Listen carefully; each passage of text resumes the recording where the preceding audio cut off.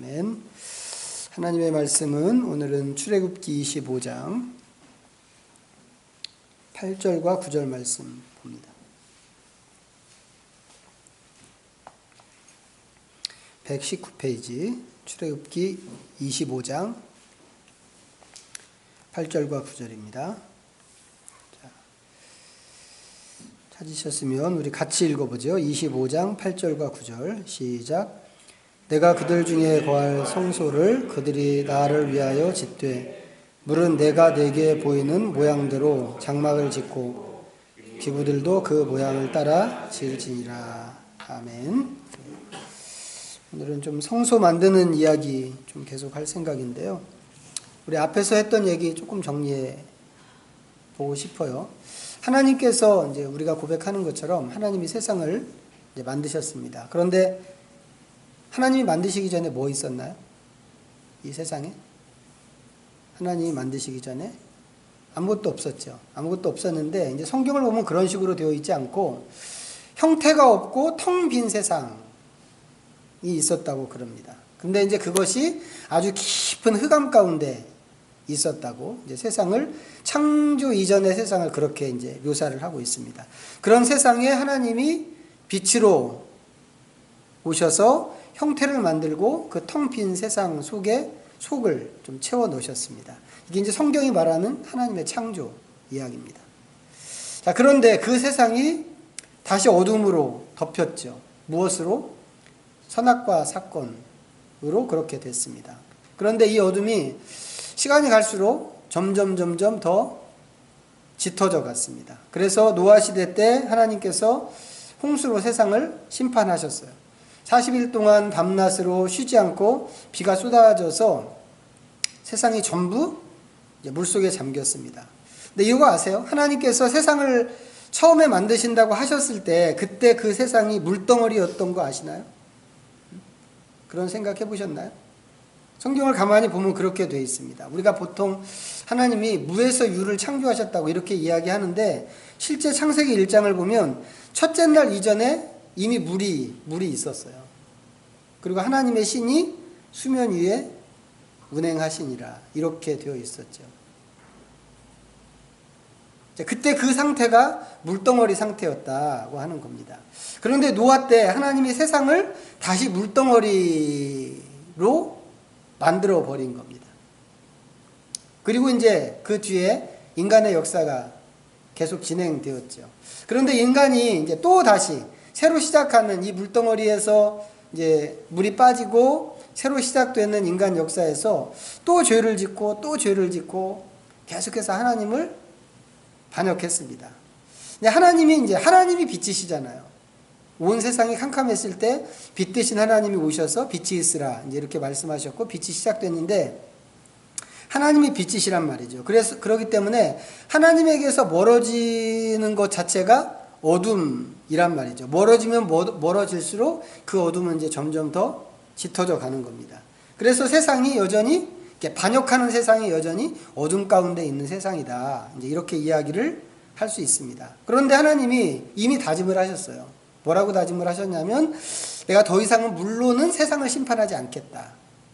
이제 이렇게 다짐을 하셨습니다. 그럼 어떻게 할까?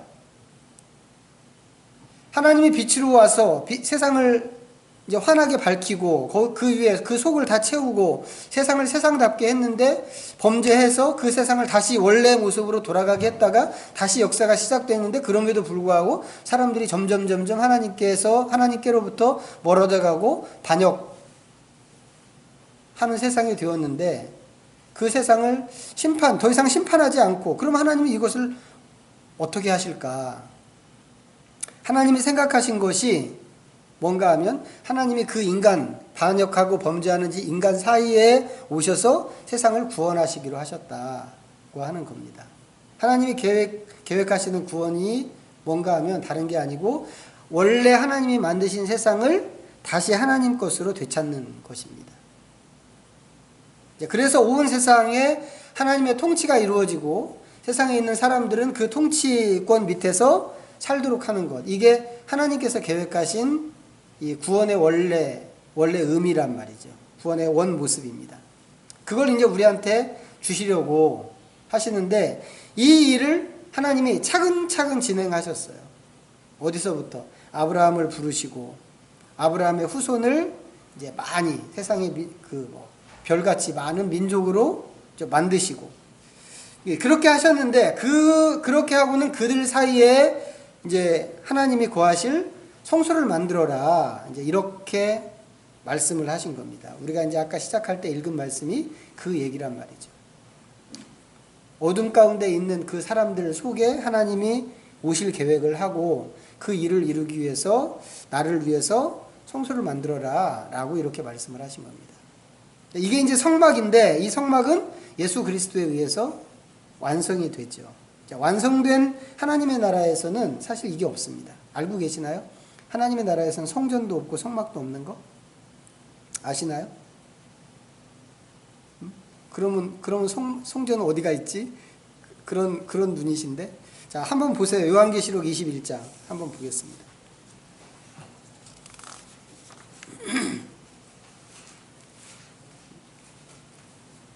자, 하나님이 하나님을 위해서 성막을 지으라고 했는데 그 성막은 이제 성전으로 발전하고 예수 그리스도에 의해서 완성이 된단 말이죠. 그런데도 불구하고 하나님 나라에서는 성전이 없다. 왜 없는가? 자, 21장, 요한계시록 21장, 제일 끄트머리예요. 22절입니다. 421페이지, 22절, 같이 읽어보겠습니다. 시작. 성 안에서 내가 성전을 보지 못하였으니 이는 주 하나님 곧 전능하신 이와 및 어린 양이 그 성전이십니다. 왜 하나님 나라에서 왜 성전이 없다고요? 하나님이 삼위 하나님 자체가 성전이란 말이죠. 원래 성전은 하나님을 만나는 곳이잖아요. 거기 하나님이 계시는 하나님의 집이고 하나님이 임재하시는 장소란 말이죠. 그런데 하나님의 임재 자체로 예수님이 이 세상에 오셨어요. 그것을 우리가 이제 임마누엘이라고 한단 말이죠. 근데 그 임마누엘이신 예수님이 성전이 되시는 거예요. 우리는 그 예수님을 통해서 옛날에 성전을 통해서 사람들이 하나님께 나가서 하나님을 만났던 것처럼 지금 우리는 예수님 안에서 우리가 하나님을 만나고 이제 하나님의 임재를 경험하게 된다고 하는 거죠. 그런데 이 성전이 완성된 하나님의 나라에서 완벽하게 성취된다라고 하는 겁니다. 그런데 이제 문제는 여기서 이제 문제가 시작되는 겁니다. 자, 여기서 우리는 하나님을 어떻게 만나고 그 하나님의 임재 안에 어떻게 머무를 수 있는가? 이겁니다. 이 세상에서 우리는 어떻게 하나님을 만날까? 자, 다시 아까 이제 처음에 읽었던 말씀, 출애굽기 말씀으로 돌아가서 보면 25장, 출애굽기 25장 8절 9절인데, 자, 제가 다시 한번 읽어볼게요. 내가 그들 중에 거할 성소를 그들이 나를 위하여 짓되 물은 내가 내게 보이는 모양대로 장막을 짓고 기구들도 그 모양을 따라 지을지니라. 요지는 뭐예요? 너희 안에 내가 머무를 나를 위한 성소를 지어라. 이겁니다. 그런데 원칙이 분명히 있단 말이에요. 어떤 원칙? 하나님이 보여주시는 대로만 지어야 한다고 하는 겁니다. 어떻게 하면 좋겠어요? 당연히 하나님이 이미 다 말씀을 하셨으니까 하나님께서 이렇게 지어라 라고 하신 대로 그대로 지으면 되는 거죠. 사실 이 얘기는 이제 앞에서 성막 얘기할 때 다 했는데 하나님께서 모세에게 이 말씀을 다 해주셨어요. 그리고 이게 너무 중요하기 때문에 성막 얘기를 하는 데서 늘 따라오는 얘기예요. 여기 출애굽기에서만 얘기하는 게 아니라 하나님이 모세에게 말씀하신 대로 그 식양대로 보여주신 대로 지어야 한다. 심지어는 히브리서에도 이 얘기가 나옵니다. 히브리서에서 성막 얘기, 성전 얘기할 때 하나님이 모세에게 보여주신 그대로 했다라고 이렇게 나오는데, 그러니까 1차적으로는 이 출애굽기에 나오는 이 말씀 그대로 성막을 짓는 게 굉장히 중요하단 말이죠. 이것 때문에 출애굽기 이제 20장 19장 있는 데까지는 출애굽하는 얘기잖아요. 그리고는 이제 19장에 가서 시내산 이야기가 나오고 그 뒤로 이 성막 얘기, 성막을 어떻게 짓는가 이 얘기 나오는데 이 뒤로 성막 얘기를 2번이나 합니다. 똑같은 얘기를 2번이나 하는 거예요. 우리한테는 너무 재미없죠. 한 번만 하시지. 읽으면 출애굽기 20장까지는 그냥 읽을만 해요. 창세기 1장부터 내가 이제 성경을 통독해야지 하고는 쭉 재밌죠. 응? 약간 무협지 같기도 하고. 근데 출애굽기 20장 지나면 그때부터 재미가 없어지는 거예요. 그래서 한쪽 편 읽으면 그 다음 페이지 가서 벌써 졸리기 시작한단 말이죠. 근데 그 재미없는 얘기를 출애굽기에서 하나님이 똑같이 두 번 하시는 겁니다. 그만큼 중요한 이야기다라고 하는 겁니다. 하나님이 말씀하신 대로 성막을 짓는 것이. 근데 딱 거기까지였다고 하는 겁니다. 그저 하나님이 말씀하신 그 식양을 따라서 청사진을 따라서 지키만 하면 만사가 오케이다. 이스라엘 백성들은 이제 그렇게 생각을 했습니다. 그리고 이제 거기에 덧붙인다면 뭐가 있겠어요? 최고로 좋은 재료를 써서 하나님이 만들으라고 하신 대로 만들자 이겁니다. 하나님이 머무시는 집이니까 최고로 좋은 걸로 하고 싶었죠.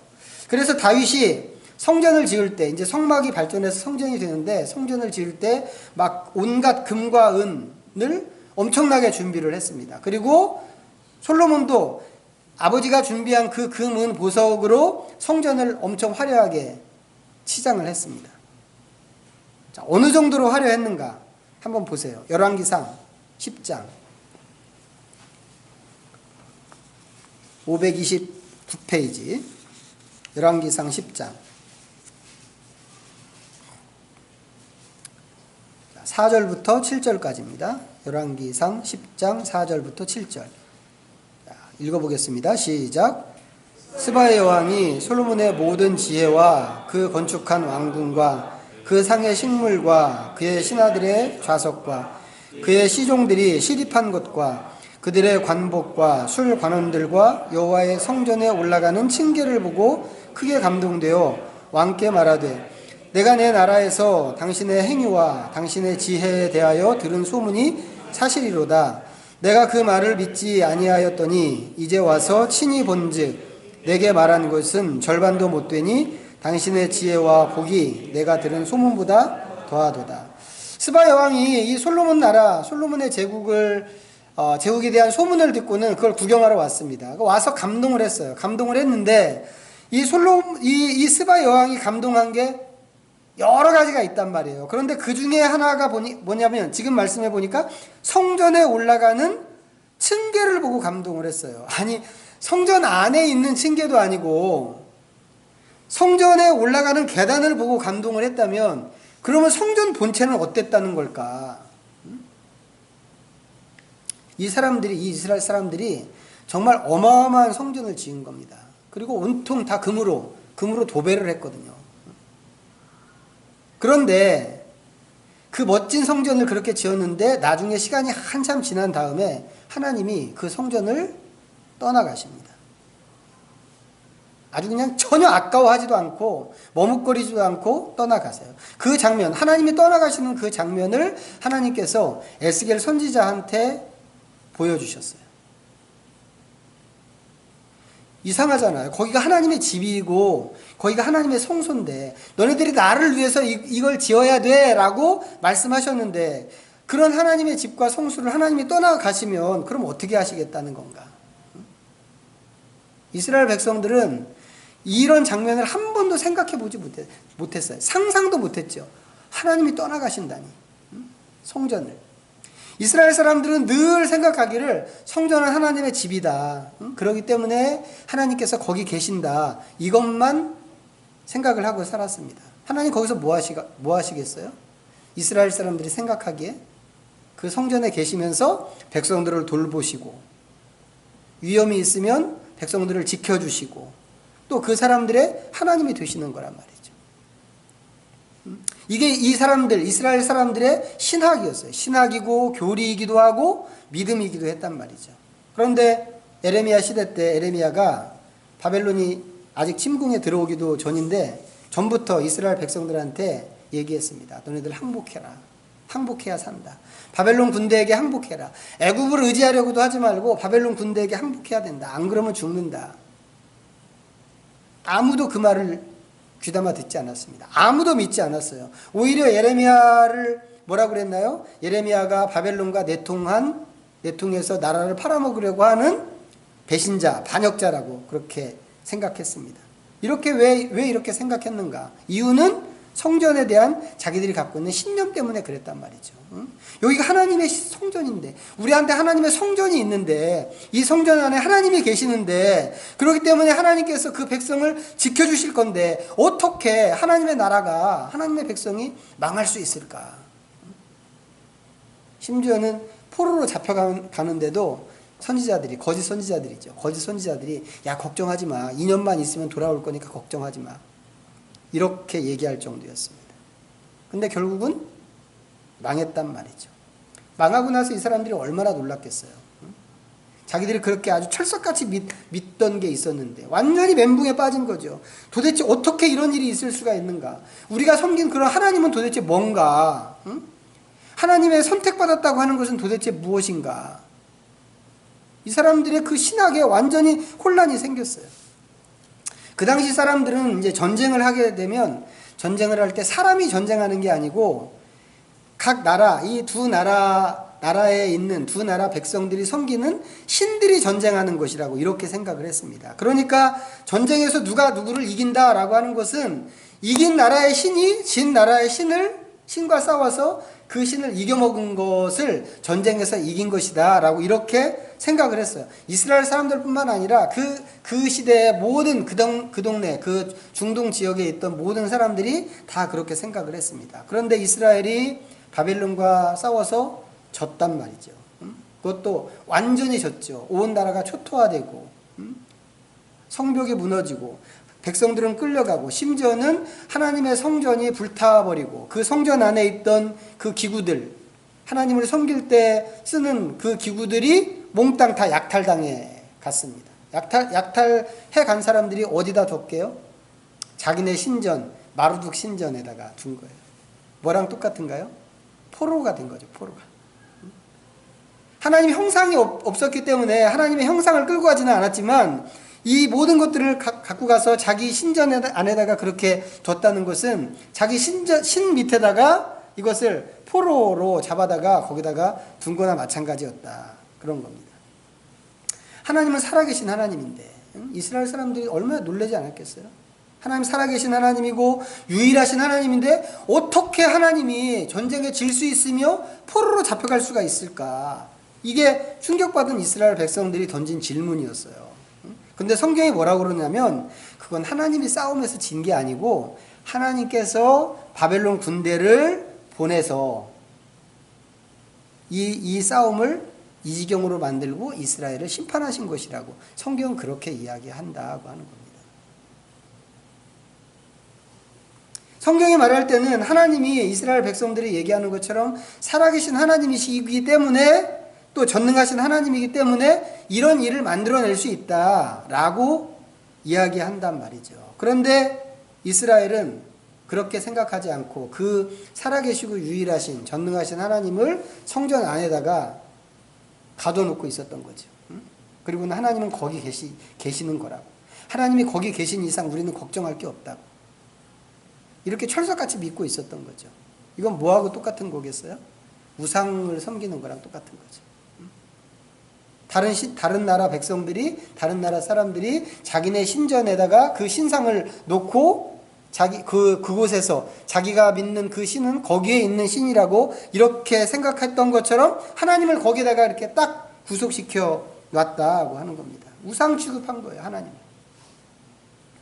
그런 신학을 가지고 있었기 때문에 이스라엘 사람들이 진짜 중요한 것을 놓쳐버렸다고 하는 겁니다. 하나님이 성전을 떠나가는 것도 모르고. 그러면 하나님께서 하나님의 집이라고 했던 이 성전을 왜 떠나셨을까? 자, 우리 한번 찾아보겠습니다. 예레미야서 35장. 하나님이 왜 떠나셨는가? 예레미야 35장 1109페이지 1절부터 17절까지를 좀 교독으로 읽겠습니다. 35장 1절 제가 먼저 읽습니다. 유다의 요시야 왕의 아들 여호야김 때에 여호와께로부터 말씀이 예레미야에게 임하여 이르시되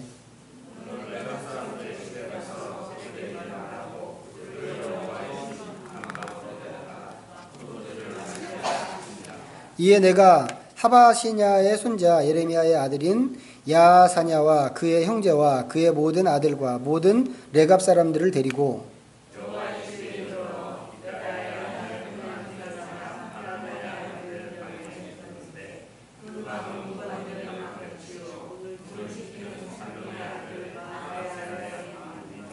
내가 레갑 사람들의 후손들 앞에 포도주가 가득한 종지와 술잔을 놓고 마시라 권하매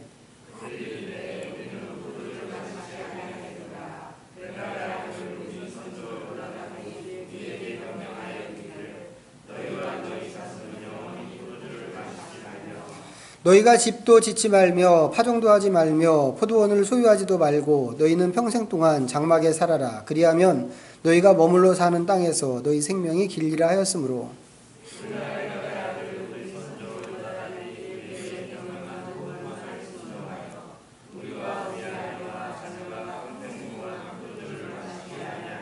살 집도 짓지 아니하며 포도원이나 밭이나 종자도 가지지 아니하고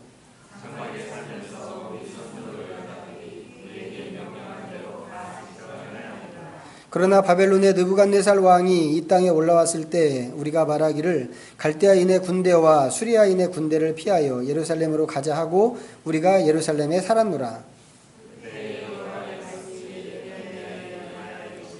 만군의 여호와 이스라엘의 하나님께서 이와 같이 말씀하시니라. 너는 가서 유다 사람들과 예루살렘 주민에게 이르기를 너희가 내 말을 들으며 교훈을 받지 아니하겠느냐 여호와의 말씀이니라.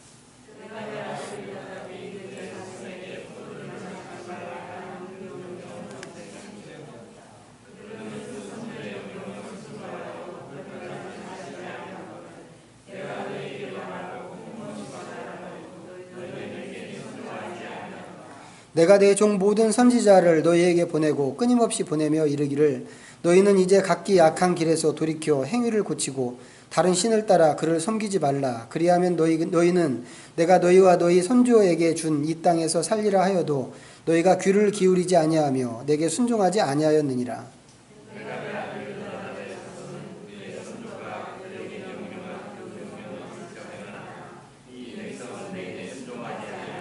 같이 읽습니다.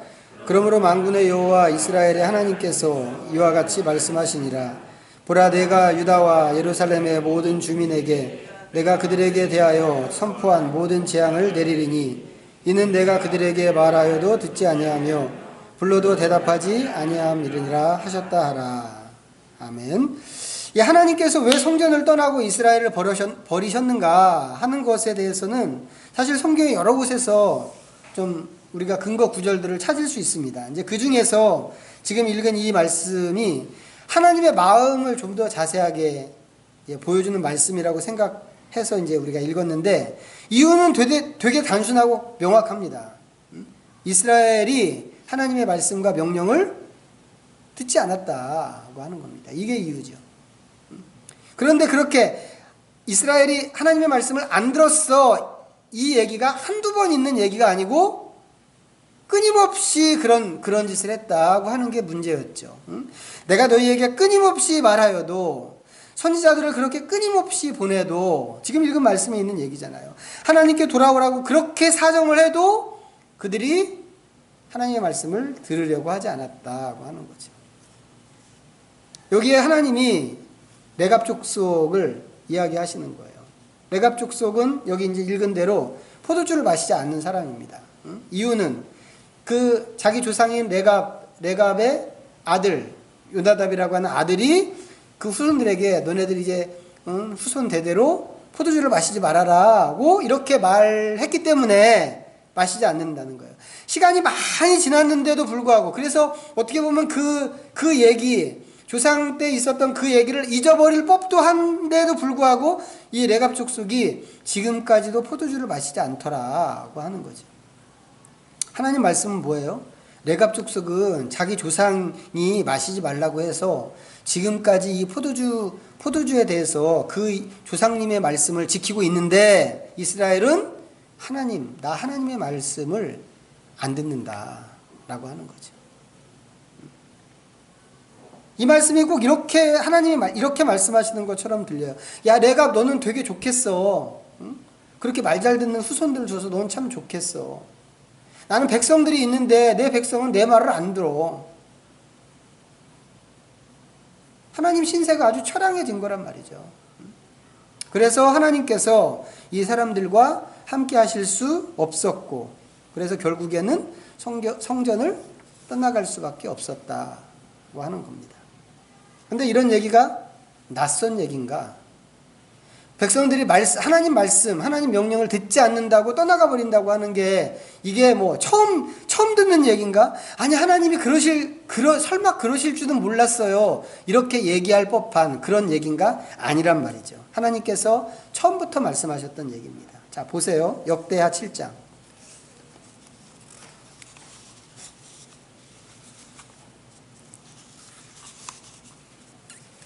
664페이지 역대하 7장 19절부터 22절까지 7장 19절부터 22절입니다. 다 같이 시작.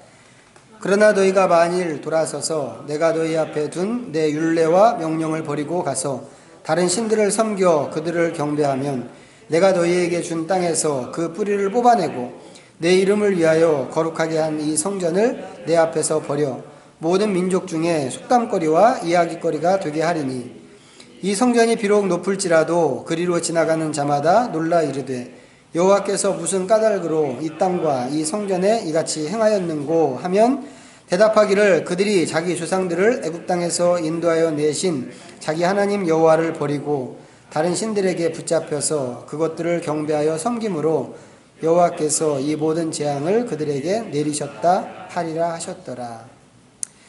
이 솔로몬에게 주신 말씀이거든요. 근데 이 얘기 나오기 전에 바로 앞에서 무슨 얘기가 있었냐면 하나님께서 솔로몬과 솔로몬의 자손들, 후손들에게 또 이스라엘 백성들에게 어떤 축복을 주실 것인가에 대해서 약속을 해주시는 장면이 나옵니다. 그리고는 바로 이어서 지금 읽은 이 말씀을 하시는데 이거죠. 만에 하나라도 이 백성들이 하나님의 말씀과 명령을 지키지 않는다면 이 멋진 성전 다 소용없는 것이 될 것이다.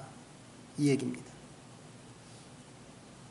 이스라엘 사람들은 이 화려한 성전이 굉장히 중요했거든요. 이 솔로몬 시대에만 그런 게 아니고 예수님의 제자들조차도 그 당시에 짓고 있는 40몇 년 동안 계속 지금 짓고 공사가 아직 끝나지 않은 그 성전을 예수님의 제자들이 보고 있었단 말이죠. 그 헤롯 성전을. 근데 그 성전의 외양이나 이 크기나 그 모습이 너무 화려하고 너무 멋져서 이 예수님의 제자들조차도 그 공사하고 있는 그 성전을 이렇게 보면 막 자부심이 충만해지는 그런 상태였어요. 그래서 그걸 가지고 예수님한테 막 얘기했죠. 선생님, 저 성전 저 멋진 성전 좀 한번 보세요. 얼마나 멋져요. 근데 그때 예수님께서 그 제자들에게 또 충격적인 말씀을 하셨잖아요. 아, 저 성전 아무것도 아니야. 저거 이제 조금 있으면 저거 돌 하나도 돌 위에 남지 않고 다 무너져서 없어져 버릴 거야. 그런 수준으로 벽돌 하나에 벽돌 이렇게 두 개가 이렇게 얹어 있지도 않을 만큼 다 부서져서 무너진다. 이런 뜻인데 이게 실제로 AD 70년에 그대로 성취가 되었거든요.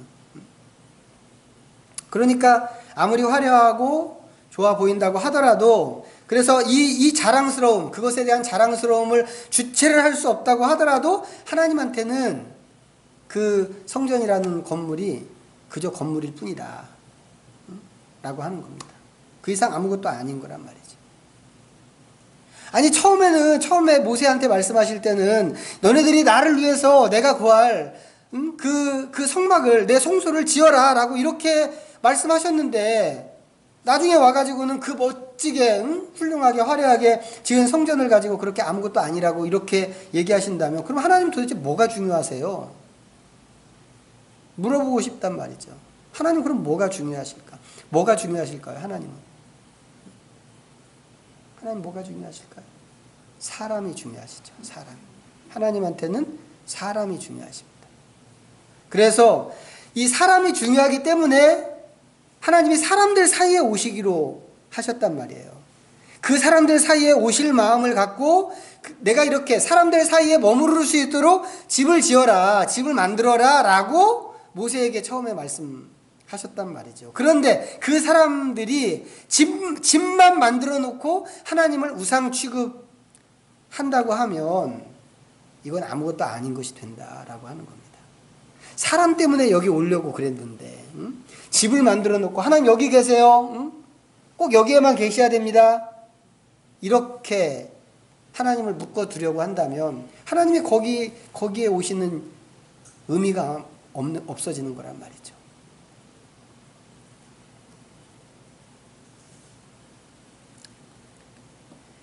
그래서 하나님한테는 다른 게 중요한 게 아니고 하나님의 말씀에 순종하고 그 말씀을 따르는 사람이 중요하다고 하는 것입니다. 성전, 성막, 성소를 얘기할 때 하나님이 머무시는 성소를 얘기할 때 우리가 꼭 짚어야 하는 게 이거란 말이죠. 화려하게 지은 성소가 건물이 아니고 그 말씀을 따르는 하나님 말씀에 순복하는 사람이 있어야 하나님이 거기 오시는 의미가 있는 거니까. 자, 이렇게 생각하면 실제 하나님의 성소는 뭐예요? 하나님이 출애굽기에서 말씀하셨던 성막이나 성전이나 이런 게 아니란 말이죠. 진짜 성소는 그럼 무엇일까? 사람의 마음이다 이거죠. 사람의 마음.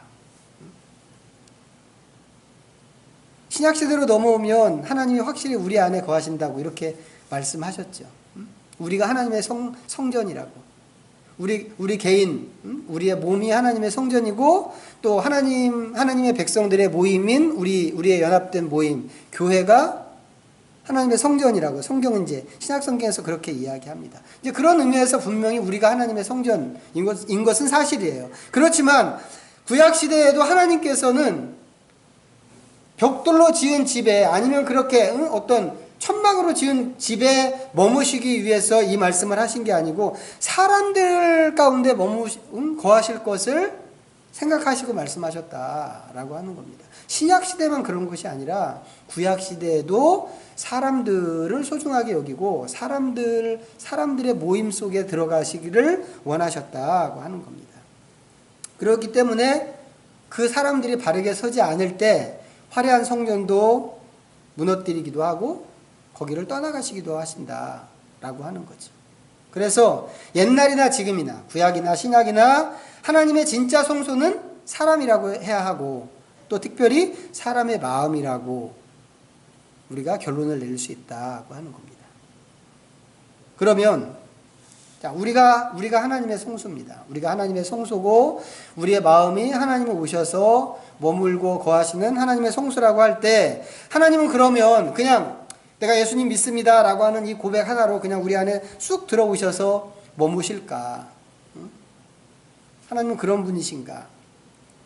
교리적으로 아니면 신학적으로는 우리가 그렇게 선언할 수 있습니다. 왜? 우리가 성전이니까. 예수 믿는 우리의 고백에 의해서 우리에게 성령님이 오시고 하나님 우리 안에 머무시고 떠나지 아니하시고 우리가 이렇게 얘기할 수 있는데 이게 또 선언만 가지고 되는 일이 아니란 말이에요.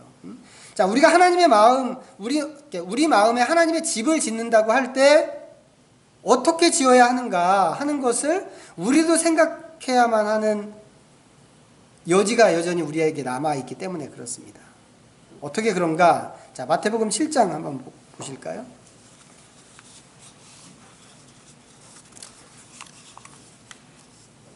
마태복음 7장 24절부터 27절까지입니다. 잘 아는 말씀인데 자, 7장 24절부터 27절 읽습니다. 시작. 그러므로 누구든지 나의 이 말을 듣고 행하는 자는 그 집을 반석 위에 지은 지혜로운 사람 같으리니 비가 내리고 창수가 나고 바람이 불어 그 집에 부딪히되 무너지지 아니하나니 이는 주초를 반석 위에 놓은 까닭이요 나의 이 말을 듣고 행하지 아니하는 자는 그 집을 모래 위에 지은 어리석은 사람 같으리니 비가 내리고 창수가 나고 바람이 불어 그 집에 부딪힘에 무너져 그 무너짐이 심하니라. 우리 아까 시작할 때 찬송도 이렇게 불렀는데 여기 보니까 세상에는 두 종류의 집 짓는 사람이 있다고 그러죠. 하나는 반석 위에 집 짓는 사람, 하나는 모래 위에 집 집 짓는 사람. 근데 실제를 한번 생각해 보세요. 실제. 실제로도 이렇게 두 종류의 사람이 있을까요? 집 질 때? 아니죠. 이 세상에서 집 짓는다고 하면서 모래에다가 집 짓는 사람은 아무도 없습니다. 아무도. 애들이 그냥 바닷가 백사장에서 모래놀이를 하는 애들이라면 모를까, 어른이 자기가 살 진짜 집을 생각하면서 모래 위에다가 그렇게 집 짓는 사람 없단 말이죠. 내가 진짜 살 집이라고 생각하면 땅을 깊이 파고 반석 위에다가 정말 주초를 놓을 거란 말이죠. 이런 거 생각하면 지금 마태복음이 말하는 이 집은 우리가 사는 일반적인 집이라고 얘기할 수 없는 거죠. 오히려 이것은 하나님의 집을 이야기하는 것이 아닐까 싶은 생각이 더 강하게 듭니다. 그런데 그 집을 어떻게 짓는가? 어떻게 짓나요? 하나님, 주님의 말씀을 잘 듣고 행하는 것으로 짓더라고 하는 거죠. 그렇게 말씀을 잘 듣고 행하는 것은 반석 위에 집을 짓는 것이고, 말씀을 듣고도 행하지 않는 것은 모래 위에 집을 짓는 것과 똑같다고 하는 겁니다. 이건 구약 성경에서 성전 봉헌할 때 하나님이 말씀하신 거랑 똑같은 얘기 아니겠어요? 아무리 훌륭한 집이라고 하더라도 하나님의 법규대로 순종할 때 그 집이 계속해서 하나님의 집으로 남아나는 것이지, 그게 없으면, 하나님에 대한 순종이 없으면 그 집은 아무리 화려하고 훌륭하고 크고 해도 무너질 수밖에 없는 것이다. 하나님이 머물지 않고 떠나갈 수밖에 없는 것이다 라고 하는 겁니다. 그래서 우리가 또 한 번 결론으로 낼 수 있는 게 뭐예요? 이 세상에는 두 종류의 사람이 있는데, 하나는 하나님의 집을 튼튼하게 잘 짓는 사람이 있고, 또 하나는 하나님의 집을 세우지 않거나 아니면 대충대충 지으려고 하는 사람이 있다고 하는 것입니다. 당연히 하나님께서는 뭘 원하시겠어요? 우리가 하나님의 집을 잘 지키를 바라시겠죠. 하지만 모든 사람이 하나님이 바라시는 대로 이렇게 하지는 또 않습니다. 어떤 사람은 완전히 반대로 하나님의 뜻에 어긋나게 반대로 가는 사람도 분명히 있죠. 유감이지만. 자, 또 찾아보세요. 로마서 1장.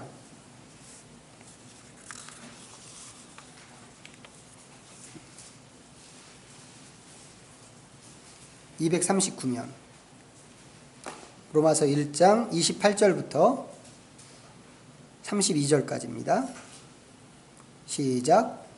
또한 그들이 마음에 하나님 두기를 싫어하며 하나님께서 그들을 그 상실한 마음대로 내버려 두사 합당하지 못한 일을 하게 하셨으니 곧 모든 불의, 추악, 탐욕, 악의가 가득한 자요, 시기, 살인, 분쟁, 사기, 악독이 가득한 자요, 수근수근하는 자요, 비방하는 자요, 하나님께서 미워하시는 자요, 능욕하는 자요, 교만한 자요, 자랑하는 자요, 악을 도모하는 자요, 부모를 거역하는 자요, 우매한 자요, 배악하는 자요, 무정한 자요, 무자비한 자라.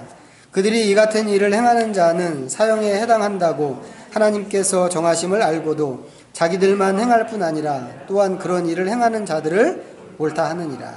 아멘. 사람들 중에는 마음에 하나님 두는 것을 싫어하는 사람들이 있다고 하는 겁니다.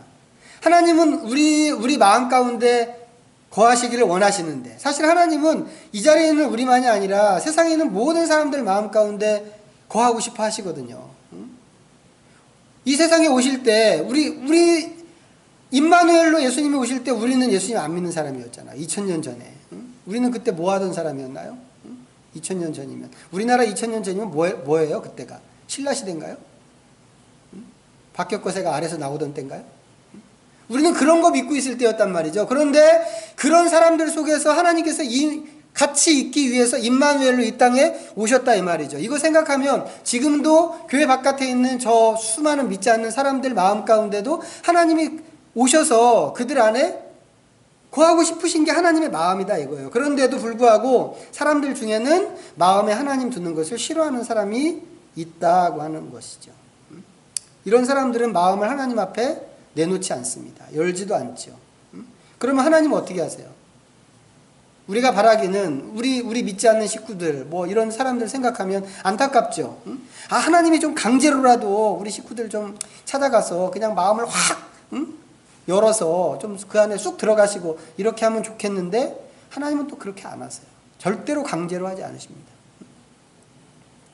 그냥 내버려 두시죠. 오직 자발적으로 또 기쁘게 자기를 여는 사람한테만 하나님께서 임재하시고 그 안에 머물고 거하시는 하나님이시다 이거죠. 그런데 하나님 두는 것을 싫어하는 사람은 어떻게 하나요? 하나님을 거역하고 이런 사람들도 되게 착한 사람들 많이 있는 거 우리가 알고 있죠. 예수님 안 믿고 하나님 모르는 사람들도 정말 법 없이 사는 사람들이 있단 말이에요. 그런 사람들은 도덕을 얘기하고 뭐 윤리를 얘기하고 하면서 자기 나름대로의 삶을 살 수 있다고 생각합니다. 그들 스스로도 그렇게 하죠. 그런데 실제로 열어보면 전혀 아니다라고 하는 겁니다. 말씀을 따르지 않고 자기대로 자기 마음을 주도하는 그런 사람들한테 있는 것은 무엇인가? 조금 아까 읽은 그런 얘기란 말이죠. 우리가 로마서에서 읽었던 이런 얘기. 근데 이게 저 바깥에 있는 사람들만의 얘기인가요? 아니죠. 우리 안에도 똑같이 있는 그런 얘기들이죠. 불의와 추악과 뭐예요?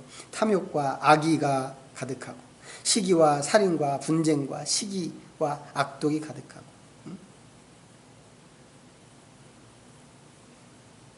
이런 것들이 우리한테도 다 있다 이 말이죠. 내가 예수님 믿는데 내 하나님 모시고 사는 사람이라고 하는데도 불구하고 우리 안에 이런 것들이 다 있습니다. 그래서 우리가 이런 것들을 그리스도의 보혈로 계속 씻어내야 하는 거죠. 그리스도의 보혈로. 그리고 그 자리를 뭘로 채워야 되겠어요? 하나님 말씀으로 채우는 거죠. 불의와 시기와 분쟁과 악독으로 차 있는 그 마음, 우리 마음 속에 있는 그 자리를 예수님의 보혈로, 예수님의 공적으로 씻어내고, 그래서 비어지는 그 자리를 하나님의 말씀으로 채워야만 합니다. 안 그러면 어떻게 되겠어요? 복음서에 나와 있는 대로 나갔던 귀신이 친구들, 더 악한 귀신들을 더 많이 데리고 와서 채울 수 있는 거죠. 그래서 그 자리를 하나님의 말씀으로 채우는 게 굉장히 중요합니다. 말씀으로 채우기만 하나요? 그러면 끝인가요? 아니죠. 말씀으로 채웠다면 그 다음에는 그 말씀에 우리 자신을 끌고 가서 복종시키는 것까지 해야 된다라고 하는 겁니다.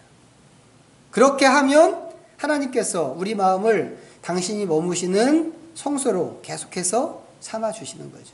물론 교리적으로 우리가 하나님은 한 번 오시면 절대 떠나지 않으셔. 우리 이렇게 이야기할 수 있습니다. 그렇지만 우리가 여전히 죄 가운데 그렇게 있고 이 더러운 것들로 가득 우리 마음을 채우고 그렇게 하면 하나님은 어떻게 되겠어요? 하나님 죄를 싫어하시는 분인데 우리 안에 계신다고 하더라도 자유롭게 활동할 수가 없는 거죠.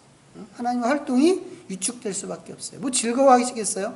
이사야서 59장에 있는 말씀대로 하면 죄를 보면 하나님 고개를 휙 돌리시는 분이신데 우리 안에 계시다고 하면서 그 마음이 아주 더러운 것으로 꽉 차 있으면 하나님이 뭐 그것을 좋다고 막 활발하게 기뻐하면서 뛰어다니실까? 아닐 거란 말이죠.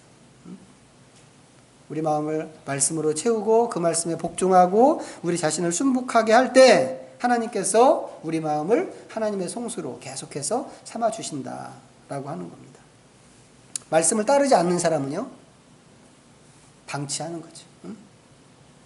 그 마음을 그대로 방치하십니다. 예레미야 2장에 있는 말씀 한번 보겠습니다. 구약성경 1051면 예레미야서 2장.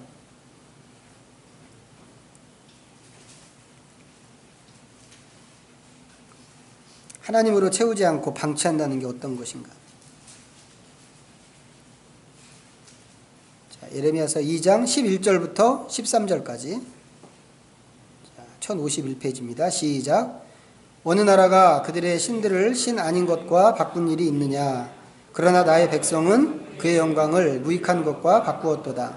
너 하늘아 이 일로 말미암아 놀랄지어다. 심히 떨지어다. 두려워할지어다. 여호와의 말씀이니라. 내 백성이 두 가지 악을 행하였나니 곧 그들이 생수의 근원 되는 나를 버린 것과 스스로 웅덩이를 판 것인데 그것은 그 물을 가두지 못할 터진 웅덩이들이니라. 자, 이건 이제 이스라엘에 대한 한탄이죠. 하나님의 한탄인데, 또 하나님을 마음에 두지 않은 사람들의 특징이 무엇인가를 이제 고스란히 담은 이제 그런 말씀입니다. 이 사람들은 마음에서 하나님을 밀어냅니다. 근데 그 하나님이 누구예요? 여기 보니까 생수의 근원이시란 말이죠. 생수의 근원이신 하나님을 마음에서 밀어내. 그렇게 하나님을 밀어내고 이 사람들은 어떻게 해요? 뭘로 살려고? 그럴까요? 근데 이 사람들은 보니까 자기 힘으로 물을 얻을 수 있다고 생각하는 거예요. 그래서 물 웅덩이를 팠습니다. 그런데 그 웅덩이가 어떤 웅덩이라고요? 물을 다 가두지 못하는 터진 웅덩이더라고 하는 거죠. 애를 쓰는데 하나님을 밀어내고 자기 힘대로 더 좋은 것을 얻기 위해서, 더 나은 것을 얻기 위해서, 더 높은 곳에 올라가기 위해서 애를 쓰는데 그거 전부 아무 소용이 없는 헛수고에 불과한 것이다 라고 하는 겁니다.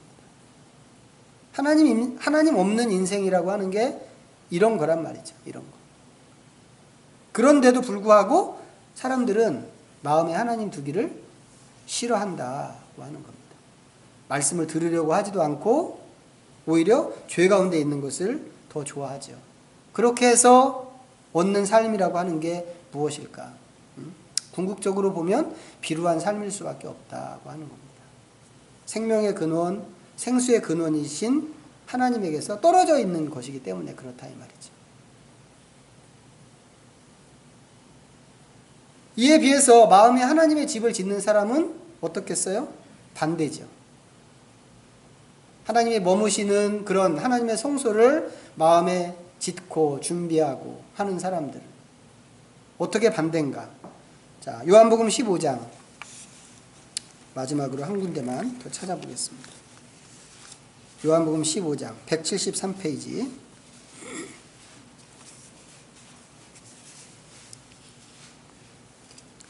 15장 1절부터 7절까지입니다. 같이 읽겠습니다. 시작. 나는 참 포도나무요 내 아버지는 농부라. 물은 내게 붙어 있어 열매를 맺지 아니하는 가지는 아버지께서 그것을 제거해 버리시고 무릇 열매를 맺는 가지는 더 열매를 맺게 하려 하여 그것을 깨끗하게 하시느니라. 너희는 내가 일러준 말로 이미 깨끗하여졌으니 내 안에 거하라. 나도 너희 안에 거하리라.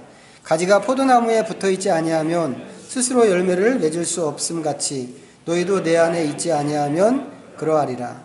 나는 포도나무요 너희는 가지라. 그가 내 안에 내가 그 안에 거하면 사람이 열매를 많이 맺나니 나를 떠나서는 너희가 아무것도 할 수 없음이라. 사람이 내 안에 거하지 아니하면 가지처럼 밖에 버려져 마르나니 사람들이 그것을 모아다가 불에 던져 사르느니라. 너희가 내 안에 거하고 내 말이 너희 안에 거하면 무엇이든지 원하는 대로 구하라. 그리하면 이루리라. 하나님, 예수님이 약속하신 축복이죠. 이 말씀은 우리는 무엇으로 깨끗해지는가? 하나님의 말씀으로 깨끗해집니다. 그것으로, 그렇게 하나님의 말씀으로 깨끗해지면 그것으로 주님과 연합하게 되고 또 그로 인해서 열매를 맺게 된다고 하는 그런 얘기입니다. 열매 맺는 포도나무는 그 자체로 존재 가치가 있는 거죠. 포도나무가 열매가 없으면 아무짝에도 쓸모가 없잖아요. 반대로 그렇지 못한 나무, 열매 없는 나무는 버려지는 겁니다. 근데 이게 끝이 아니고 이렇게 깨끗해지고 하나님을 모시게 되고 그리스도에게 붙어 있게 되면 그 다음에 뭐가 생기나요? 기도할 수 있는 자격이 생기더라고 하는 겁니다. 기도하면 주님께서 들으시겠다고 예수님께서 약속해 주셨단 말이죠. 그리고는 이제 좀 뒤로 가면 또다시 계명을 이야기하세요. 여전히 우리에게 있어야 하는 것이 무엇인가? 말씀에 대한 순종이더라고 하는 거죠. 그렇게 할 때 하나님의 임재가, 주님의 임재가 우리에게 유지되는 것이기 때문에 그렇습니다. 이거 없이도 우리가 기도할 수 있나요? 기도할 수 있죠. 기도할 수 있습니다. 근데 기도라는 게 우리만 하는 게 아니잖아요. 불교 신자도 기도하고 뭐 이슬람 신자도 기도하고 세상의 모든 사람들이 다 기도합니다. 근데 그 기도가 다 같은 기도가 아니죠. 예수님 말씀하시는 건 뭐예요? 말씀으로 우리를 깨끗하게 하고 그러면 우리가 주님께 붙어 있고 주님 안에 거하고 주님은 내 안에 거하고 그것으로 내 마음의 집이 주님의 성소가 되고 하나님이 거하시는 집이 된다면 그때 예수님께서 약속하시기를 너가 무엇이든지 내 이름으로 구해라. 그러면 이루어 주겠다고 말씀하셨단 말이죠. 성소를 짓는다는 게, 우리 마음의 성소를 짓는다는 게 그 정도로 중요한 일이다라고 하는 겁니다. 정리하면 하나님께서는 우리 안에 머무시기를 원하십니다. 우리 안에만 아니고 사실은 온 인류 가운데, 모든 사람들 가운데 하나님은 머무시기를 원하십니다. 그래서 하나님의 집을 지으라고 하셨는데, 하나님이 진짜로 원하는 것은 건물로 된 집이 아니고 마음에 있는 하나님의 집이다라고 하는 것입니다. 그래서 우리 마음이 가장 먼저 하나님의 성소가 되어야 한다고 하는 것을 우리가 기억했으면 좋겠습니다.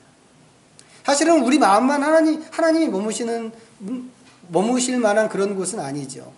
우리의 가정도 하나님이 계시는 성소가 되면 좋겠고, 우리의 직장이나 사업장이 하나님이 계시는 성소가 되면 좋겠고, 우리나라가 하나님이 계시는 성소가 되면 좋겠죠. 근데 어디서부터 출발해야 될까? 우리 마음에서부터 출발해야 된다 이거죠. 우리가 한 사람 한 사람이 그렇게 준비되고 성소로 세워져 가면 이런 성소가, 참 성소들이 연합될 때 그 안에 하나님이 또 머무시고, 또 우리가 가 있는 곳에 하나님이 또 머무시고 하는 것이지, 아무것도 없는 곳에 나 저기 가고 싶어 해서 하나님이 그냥 그곳에 계실 수 있는 것은 아니더라고 하는 것이죠. 이런 성소는 어떻게 짓는가? 말씀에 대한 순복으로 짓는 것이라고 오늘 계속 말씀을 드렸습니다. 자, 그런데 이 세상에는 실제로 이것과 관련해서 두 종류의 사람이 있다고 그랬죠. 하나님의 거처를 짓는 사람이 있고 하나님의 거처를 마음에서 버리는 사람이 있습니다. 우리는 마땅히 첫 번째 사람이 되어야만 하겠죠. 그것을 위해서 기도하고 그것을 추구하고, 그래서 하나님과 늘 가까이에서 교제하는 그런 성도가 되어야만 할 것입니다. 왜요? 이렇게 하는 게 사람에 대한 원래 하나님의 목적을 회복하는 길이기 때문에 그렇다 이 말이죠. 다시 말씀드리면 하나님이 원래 사람을 지으실 때 목적이 뭐였다고 그랬어요? 하나님의 통치권을 대리하는 그런 존재로 세우기 위해서 사람을 지었다고 그랬단 말이죠. 우리가 우리의 모양과 형상을 따라 사람을 만들고 이 세상을 다스리게 하자. 이게 하나님이 처음에 사람을 만드셨던 계획이었단 말이에요. 근데 지금은 다 망가져 버렸죠. 그것을 다시 회복하시고자 하나님이 예수 그리스도를 우리에게 보내주셨는데 어떻게 회복할까? 우리들 한 사람 한 사람이 먼저 회복되어서 그런 사람들을 점점 더 늘려가야 한다고 하는 것입니다. 근데 그 통치 권한, 그 통치권이라고 하는 게 우리가 먼저 하나님의 통치 앞에, 하나님의 말씀 앞에 순복하는 것으로 나타나야 된다고 하는 것이죠. 그렇게 할 때 하나님은 우리 안에 오셔서 우리 가운데 머무시고 우리를 집 삼아서 하나님의 임재를 경험하게 하시는 하나님이시다라고 하는 겁니다. 이런 것들을 생각하면 사실은 우리가 이 세상의 희망이에요. 사람들은 좀 이러면서 좀 우습게 볼지 모르지만 우리 이런 거 정신승리라고 그러나 이런 걸 실제로는 아무것도 아닌데 정신만 그런 정신을 갖고 산다고 하는 거.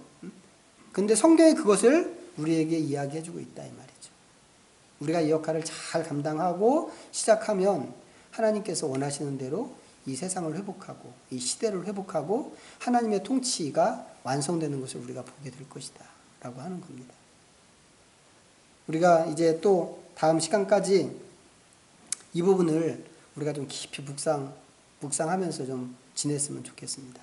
그래서 어떻게 하나님과 함께 할 수 있는지 하는 것인지, 또 하나님의 뜻을 어떻게 이루는지, 또 우리 자신이 그리스도를 향해서 늘 고백하고 믿음을 고백하고 이렇게 하지만 정말 하나님 말씀에 대해서는 내가 어떻게 반응하고 살고 있는지, 이런 것들을 좀 보면서 우리가 기도만 하나님 우리에게 나에게 와주세요, 내 안에 있어주세요, 나를 하나님의 성소로 삼아주세요, 이런 기도만 하고 있는지, 아니면 하나님이 충분히 머무실 수 있을 만큼 하나님의 말씀에 귀를 기울이고 순복하며 나가는지, 이런 것들을 좀 깊이 면밀하게 좀 살펴보고 하나님 앞에 우리 자신을 좀 온전하게 드리는 그런 하나님의 백성들이 다 되시기를 부탁드리겠습니다. 기도합니다. 하나님 아버지 고맙습니다. 우리가 참 죽을 수밖에 없었던 죄인들이었습니다.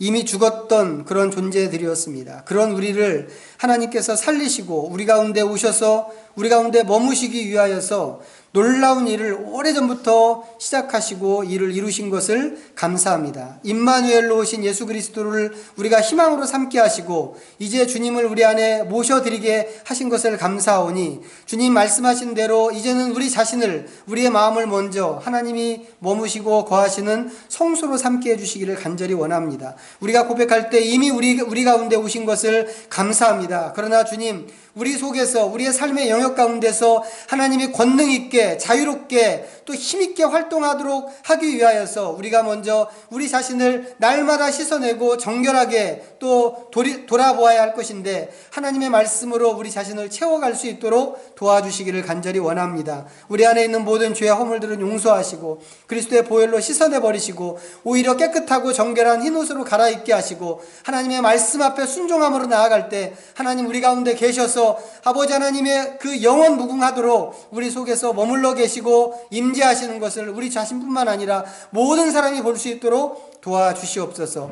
우리 안에서부터 먼저 시작합니다. 하나님 더 나아가서 교회 안에 우리의 가정 안에 우리의 직장과 우리의 사업장과 하나님 우리가 살고 있는 몸담고 있는 이 나라 이 민족 가운데 온 세계와 이 시대 가운데 하나님이 오시기에 부족함이 없는 또 그와 같은 일꾼으로 저희들이 살게 하여 주시옵소서. 우리와 같은 사람들을 더 많이 만들어낼 수 있는 능력 있는 삶이 되기를 간절히 바라오니 주님 저희를 사용하여 주시옵소서. 예수님의 이름으로 기도드립니다.